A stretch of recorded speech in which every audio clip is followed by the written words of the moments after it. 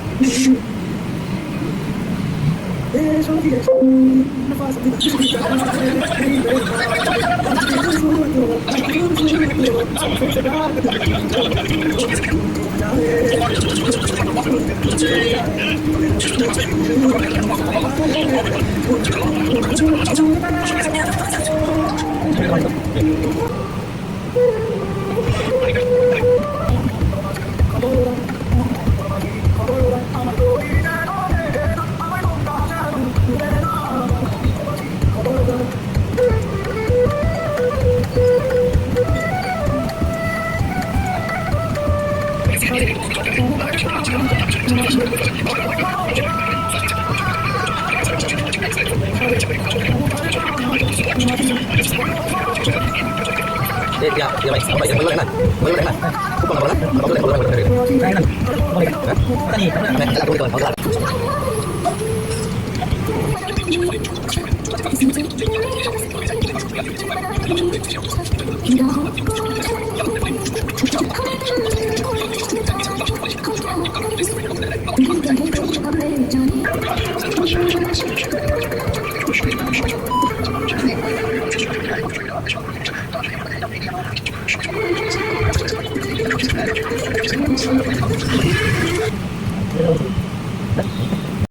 তো ভিউয়ার্স, এই মুহূর্তে আমাদের ফোনের যে প্রবলেমটা ছিল, পাওয়ার আসতো না আইফোন 11। তো এই ফোনটি